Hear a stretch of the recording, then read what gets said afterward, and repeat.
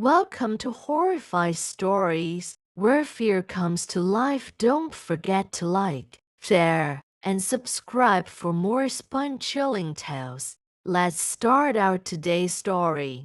The voice on the baby monitor isn't my child. When my husband, Alex, and I brought our newborn daughter, Lily, home from the hospital, we were overcome with joy and exhaustion. Parenthood was everything we dreamed of and more, but it also came with sleepless nights, constant feedings, and the unshakable fear of something going wrong. To ease our minds, we purchased a top-of-the-line baby monitor. It wasn't just any monitor, it had night vision, crystal clear audio, and even motion detection. It became our safety net, allowing us to check on Lily without disturbing her. The first 2 weeks passed without incident. The monitor became a comforting routine every night. After putting Lily down, Alex and I would curl up on the couch and glance at the screen from time to time. The faint sound of her soft breathing over the monitor reassured us that all was well. But then, one quiet evening, everything changed. It started subtly a crackling noise on the monitor, like static interference. Alex dismissed it as interference from our Wi-Fi router. I wasn't so sure. That night, after Lily fell asleep, I sat today on the couch scrolling through my phone when I heard it. A faint whisper. I frowned, my eyes locked on the monitor. The screen showed Lily's crib bathed in soft light, her tiny form sleeping peacefully. Alex, I called, my voice shaking. He looked up from his laptop. What's wrong? I think I just heard something on the monitor.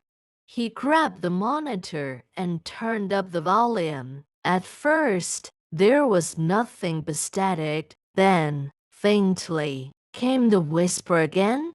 It wasn't Lily. Alex frowned. Probably just a signal from a neighbor's device. Baby monitors sometimes pick up other frequencies. I nodded, trying to convince myself he was right, but the whisper was too clear, too deliberate. That night, I couldn't sleep. Every sound, every creak of the house set my nerves on edge. At 3:12 a.m., the monitor buzzed again. This time, the whisper was louder. Mommy. My blood ran cold. Lily was sound asleep in her crib. She couldn't have said that. I shook Alex awake. Listen to this. The monitor crackled, and the whisper came again, soft but unmistakable. Mommy, complain. Alex's face turned pale. This isn't normal, he muttered, grabbing his phone. I'm calling the company. Maybe the monitor's defective. While he dialed, I went to check on Lily. My heart pounded as I pushed open her bedroom door. She was still sleeping soundly, her tiny hands curled into fists, but the room felt off. The air was colder than it should have been, and there was a strange metallic scent, like rust. I hurried back to the living room, where Alex was arguing with customer support. They assured him the monitor was functioning perfectly and suggested we move it away from other electronic devices to avoid interference. That explanation didn't sit right with me. The next day, I did some research. I found countless forums where parents shared similar experiences, unexplained noises, strange voices, even figures appearing on the monitor that weren't in the room. Some chalked it up to technical glitches, others weren't so sure. That evening, I resolved to keep the monitor with me at all times. After putting Lily to bed, I placed the monitor on the coffee table and stared at it, determined to catch anything unusual. Hours passed with nothing but static. Alex went to bed, leaving me alone in the dimly lit living room. I was about to give up and join him when the monitor flickered. The video feed blurred, and for a moment, I thought I saw someone standing near Lily's crib, a tall, shadowy figure. Alex, I screamed, grabbing the monitor. He came running, half asleep. What is it? I pointed to the screen, but the shadow was gone. Only Lily remained, sleeping peacefully. I swear, there was someone there, I said, my voice trembling. Alex rubbed his face, trying to stay calm. Let's check the room together. We crept into Lily's room, our footsteps muffled by the carpet. The air was icy, and that metallic scent was stronger. Alex checked the closet and under the crib while I stood watch. Nothing, he said finally, though he didn't look convinced. We returned to our room, bringing Lily and the monitor with us. I spent the rest of the night clutching her, unable to shake the feeling that something was watching us. The next few days were uneventful, and I began to think I'd imagined the whole thing. But the whispers returned, louder and more distinct. And then, one night, the whisper wasn't just a voice, it was a laugh. The laugh haunted me. It wasn't playful or light-hearted, it was deep, raspy, and cold, as if it carried a lifetime of malice. Alex tried to comfort me, insisting that we were overreacting, but I could see it in his eyes was scared, too. That night, we moved the baby monitor into our bedroom, setting it on the nightstand between us. Alex believed having it closer would help us catch the interference, but I wasn't sure that was all we were dealing with. At 3:12 a.m., the monitor flickered again. This time, it wasn't static or a whisper, it was heavy breathing. Alex, wake up, I hissed, shaking him awake. The breathing continued, slow and deliberate, as though someone or something was standing right next to the microphone. Alex grabbed the monitor and stared at the screen. Lily's crib was empty. I screamed and bolted out of the room, my mind racing. She had been sound asleep when we put her to bed. Where could she have gone? I burst into her room, flipping on the light. There she was, lying in her crib, exactly where we'd left her. She stirred and let out a soft whimper, but she was unharmed.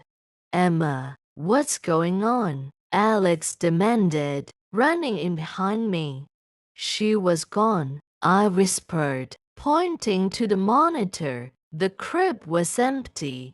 Alex frowned and inspected the monitor again. The feed now showed Lily peacefully sleeping. He glanced at me, his expression torn between concern and doubt. It's late, we're tired, he said, his voice strained. Maybe it's a glitch. But it wasn't just a glitch, and we both knew it. The next morning, I called a local tech expert to inspect the baby monitor. He ran diagnostics, checked the firmware, and even tested it in different rooms of the house. There's nothing wrong with the monitor, he said finally, handing it back to me. If you're picking up interference, it's not from anything in this house. His words did little to ease my nerves.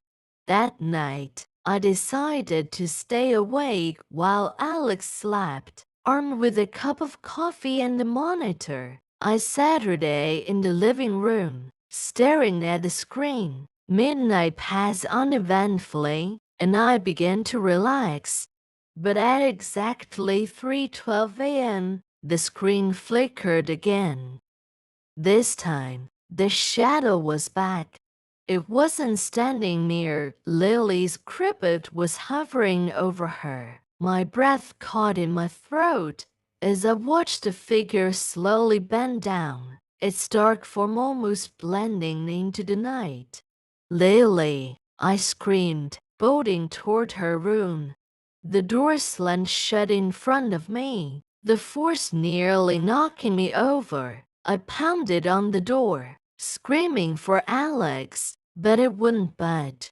The monitor was still in my hand, and I looked down to see the shadow turn toward the camera. Two glowing eyes stared back at me. Emma, I rasped. The voice wasn't a whisper anymore. I was loud and deliberate, as if the thing on the screen was standing right behind me. I frenzied, unable to breathe, until Alex yanked the door open. "What's going on?" he shouted, his face pale with panic. I pushed past him and ran to Lily's crib. She was fine, her tiny chest rising and falling with each breath. The room felt unnaturally cold, and that metallic scent was stronger than ever. Alex grabbed my shoulders, shaking me gently. "Emma, talk to me. What's happening?" It said my name, I stammered, holding up the monitor. It looked at me, and it said my name. Alex stared at the screen, but the feed now showed only Lily, fast asleep. He sighed and pulled me into a hug. "I think we need help," he said quietly. The next day, we contacted a family friend who specialized in the paranormal, an older woman named Margaret, who had spent decades researching hauntings and unexplained phenomena. Margaret arrived that evening, her presence immediately calming. She carried a leather satchel filled with tools and artifacts, including candles, incense, and a thick, worn journal. After listening to our story, she nodded gravely. "It sounds like his spirit has attached itself to your home or to something in it." "What does it want?" Alex asked, his voice shaking. Margaret's eyes darkened. "That depends. Some spirits are harmless, merely lost or confused. Others," she trailed off, her expression grim, "others are not." She began her investigation, walking through the house with a lit candle. When she entered Lily's room, the flame flickered wildly, then extinguished itself. "This is where it's strongest," she said, lighting the candle again. Margaret asked us to place the baby monitor in the center of the room, while she set up a circle of protective symbols around it. She then sprinkled salt at the door and lit a bundle of sage, muttering prayers under her breath. For a moment, nothing happened. The room was silent, except for the faint crackling of the sage. Then, the monitor came to life. The screen flickered, and the shadow appeared again. This time, it didn't hover over Lily's crib. It stood directly in front of the camera, staring at us. Margaret's face hardened. "Who are you?" she demanded. The monitor crackled, and the shadow began to move, its form shifting and distorting. Then, a voice came through, louder than ever. "You can save her." The lights in the room flickered, and the air grew colder. Margaret threw more sage into the flame, chanting louder. The shadow began to retreat, But before it vanished completely, the voice spoke again, softer this time. "She's mine."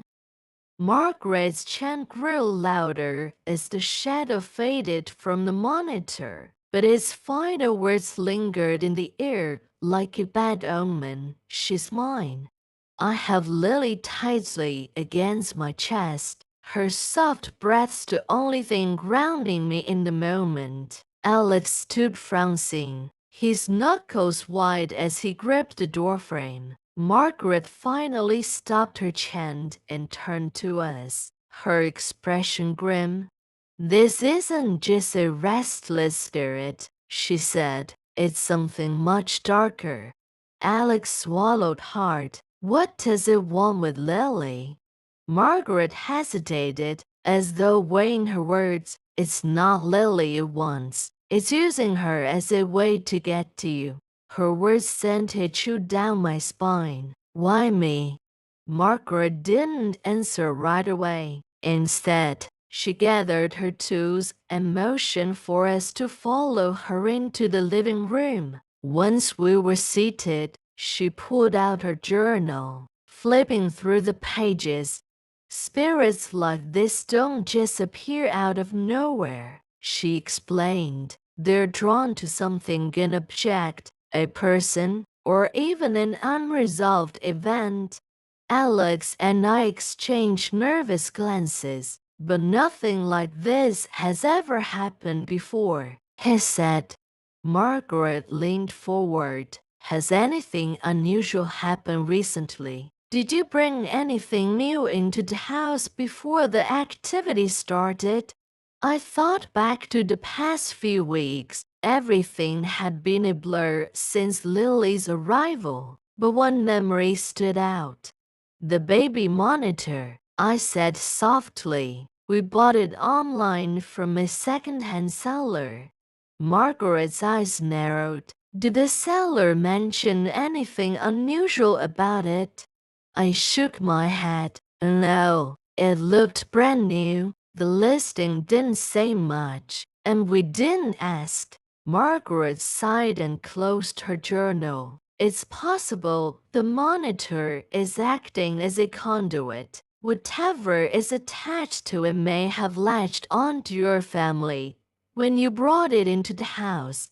That night, Margaret stayed with us. She set up protective wards around the house, burning sage and placing crystals in key areas. She also instructed us to unplug the baby monitor and leave it in a sealed box in the garage. "Don't use it again," she warned, "at least until we can figure out what's going on." For the first time in weeks, I felt a glimmer of hope, but it was short-lived. At exactly 3:12 a.m., the house erupted in chaos. It started with a loud bang from the garage. Alex and I bolted out of bed, and Margaret was already up, clutching her journal and a bundle of sage. "Stay here with Lily," she ordered me, her voice firm. I wanted to argue, but the fear in her eyes stopped me. Alex and Margaret headed for the garage, while I stayed in the nursery, holding Lily tightly. From downstairs, I heard the sound of shattering glass and Alex shouting. The baby monitor, which was still sealed in the garage, suddenly turned on by itself. The screen lit up, and there it was, Shadow, standing in the middle of the nursery. Only this time, it wasn't alone. Another figure appeared beside it, smaller and more defined, a child. My heart pounded as the child turned to face the camera. Its eyes were hollow, and its mouth moved, but no sound came through the monitor. Instead, a low, guttural growl filled the room. Lily began to cry, her wails piercing the air. I grabbed her and backed into the corner, my eyes glued to the monitor. The child's face twisted into a grotesque grin, and then the screen went dark. The nursery door slammed shut, trapping us inside. Alex, Margaret, I screamed, pounding on the door. From the other side, I could hear them shouting and banging, trying to force it open. The growl grew louder, shaking the walls, and the air in the room grew suffocatingly cold. Then, just as suddenly as it began, it stopped. The door burst open, and Alex and Margaret rushed in. Alex grabbed me, pulling Lily and me into his arms. Margaret looked around the room, her face pale. "It's getting stronger," she said, her voice trembling. Margaret insisted we leave the house immediately. We packed a few essentials and drove to her home, where she promised we'd be safe. Once we were settled, she revealed what she had discovered.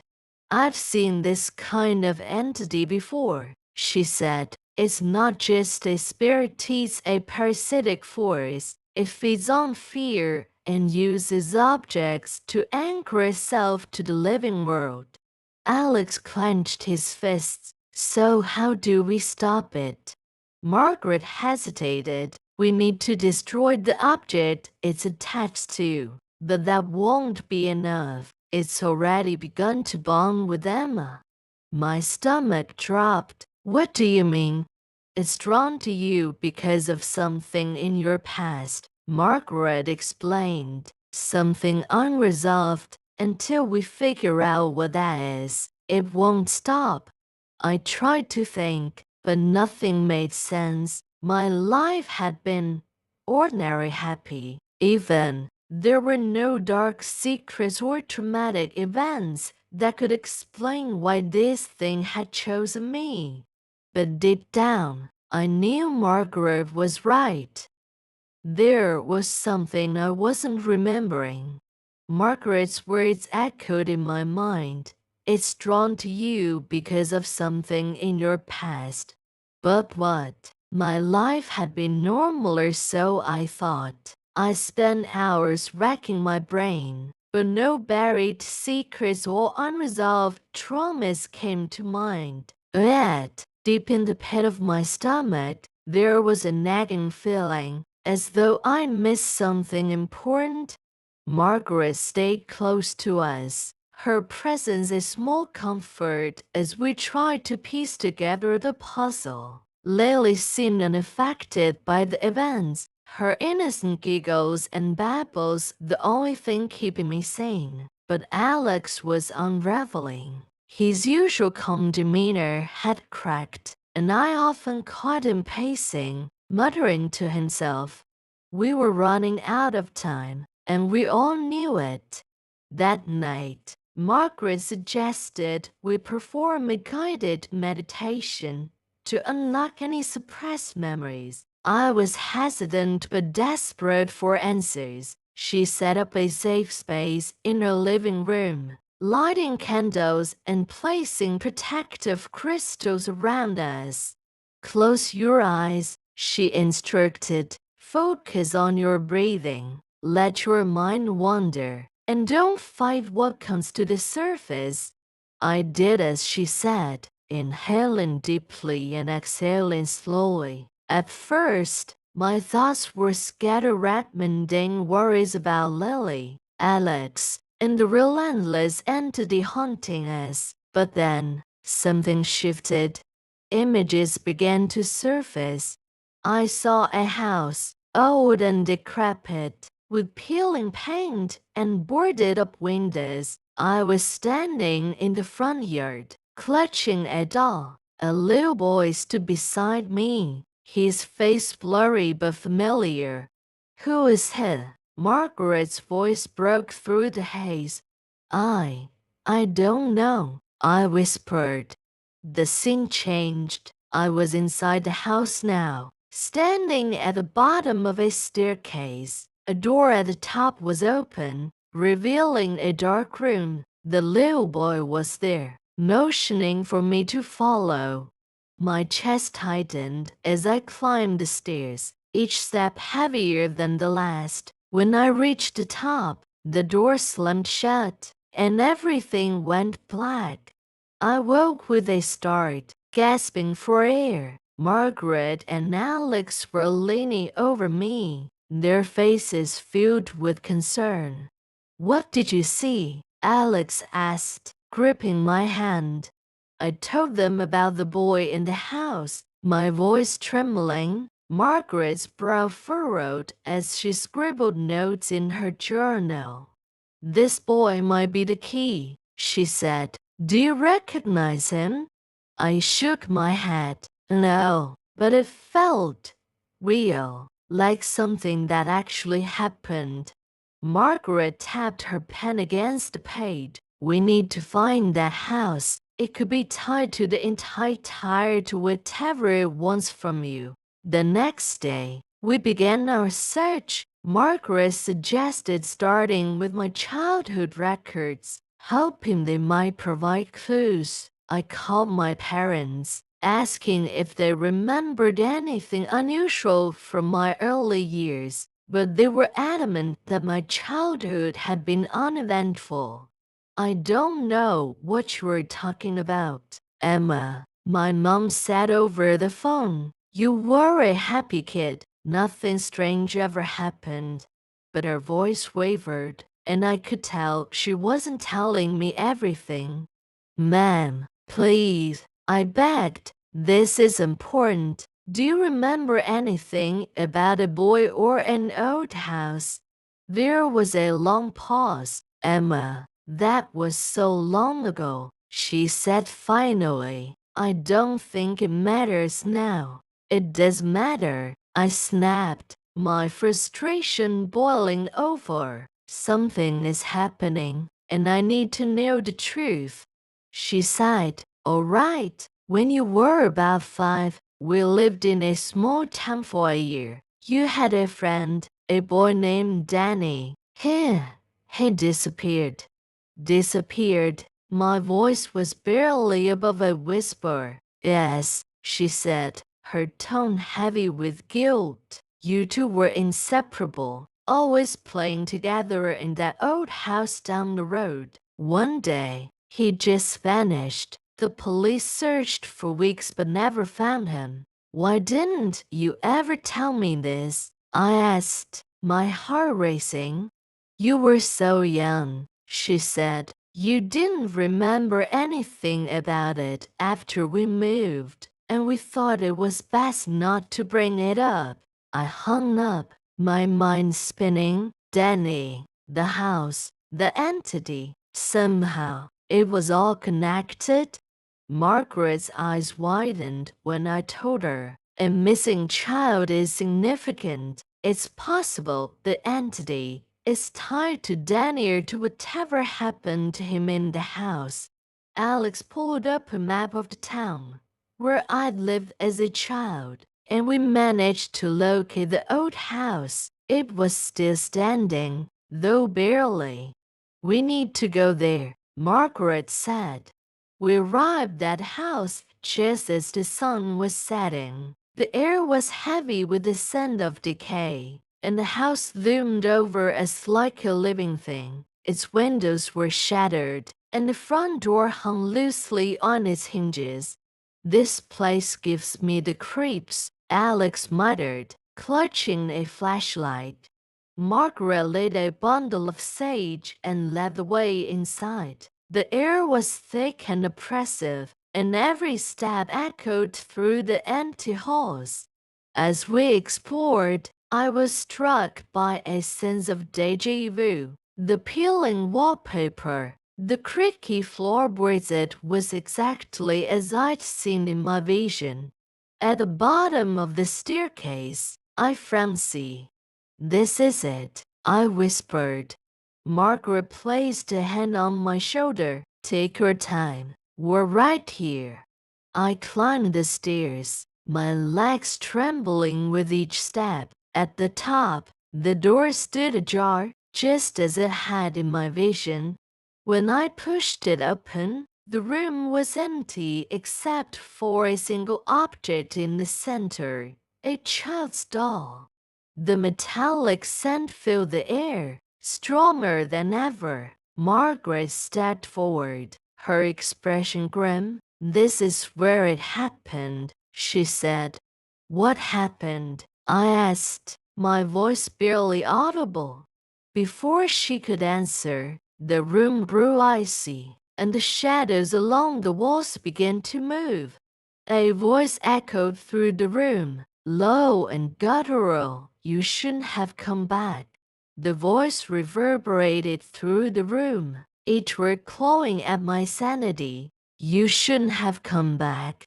The shadows on the walls coalesced into a familiar form, dark, hulking figure from the baby monitor. But now, it was larger, more defined, its glowing eyes boring into mine. Alex held the flashlight in trembling hands, the beam barely cutting through the oppressive darkness. Margaret stepped forward, clutching her bundle of sage and a small vial of holy water.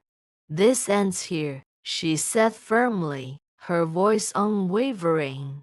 The entity let out a guttural laugh, the sound vibrating in my chest. "You can't save her," it hissed, its voice dripping with malice. "She belongs to me." Margaret began to chant, her voice strong and commanding, but the entity lunged at her, extinguishing the sage with a gust of icy wind. She stumbled back, clutching her chest.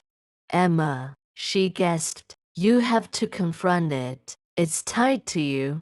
I turned to face the entity, my heart pounding. "Why me? What do you want from me?"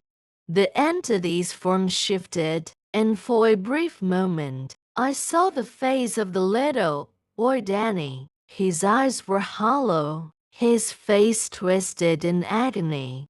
"You left me," he whispered, his voice full of pain.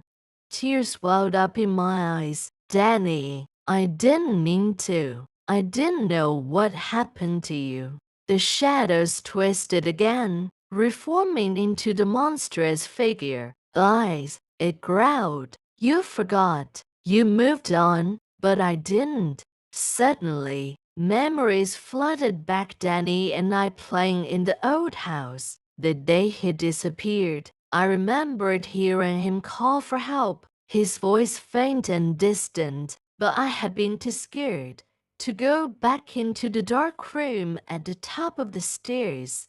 "I'm sorry," I choked out, the weight of my guilt crashing down on me. "I was just a child. I didn't understand." The entity recoiled slightly, its form flickering. Margaret seized the opportunity, sprinkling holy water in a wide arc around the room. The liquid sizzled as it hit the floor, and the entity let out a deafening roar. "It's weakening," Margaret shouted. "Keep going, Emma." I took a deep breath, stepping forward. "Danny, if you're still in there, I want you to know I'm sorry. I failed you, but I'm here now. Let me help you." For a moment, the figure hesitated, the glowing eyes dimmed, and the monstrous form began to shrink. But then, the metallic scent intensified, and the entity lashed out, knocking Alex to the ground. "You can't save him," it snarled. "You can't save anyone." Margaret began chanting again, louder this time. Her words echoed against the darkness. Alex scrambled to his feet and grabbed the doll from the floor, holding it up. "Is this what you're tied to?" he yelled, his voice echoing through the room. The entity frowned, its eyes locking onto the doll. Margaret nodded frantically. "Destroy it." Alex hesitated, his hands trembling. The air around us seemed to thicken, the entity's presence pressing down like a physical weight. "Do it," I screamed. With a burst of adrenaline, Alex hurled the doll into the corner of the room. Margaret rushed forward, pouring the remaining holy water onto it and lighting it with a match. The doll ignited instantly, the flames consuming it in seconds. The entity let out an earth-splitting scream, its form writhing and twisting as it began to dissolve. "No!" it roared, its voice fading into nothingness. As the last of the shadows disappeared, the room fell silent, the oppressive cold lifted, replaced by a warmth that felt almost comforting. Margaret collapsed into a chair, breathing heavily. "It's over," she said, her voice weak but triumphant. I dropped to my knees, clutching Lily tightly. Tears streamed down my face as relief and exhaustion washed over me. Alex wrapped his arms around us, his grip firm and protective. "Is it really gone?" he asked. Margaret nodded. "The object was the anchor. Without it, the entity can't exist in this realm." In the days that followed, life began to return to normal. Lily slept peacefully, and the metallic scent that had plagued our home was gone. Margaret stayed with us for a few more nights, just to be sure, but there were no further disturbances. I still thought about Danny often, wondering if he had found peace. His disappearance had been a tragedy, but I hoped that by confronting the entity, we had freed whatever part of him had been trapped. One evening, as I was tucking Lily into bed, I noticed something on the nightstand, a small, dusty photograph. It was of two children, a little girl clutching a doll and a boy smiling beside her. Danny and me. I smiled through my tears, whispering, "Goodbye, Danny. I hope you're free now." And for the first time in weeks, I felt at peace. If you like this story, don't forget to hit the like button, share and subscribe the channel. Help us grow. Thanks for watching.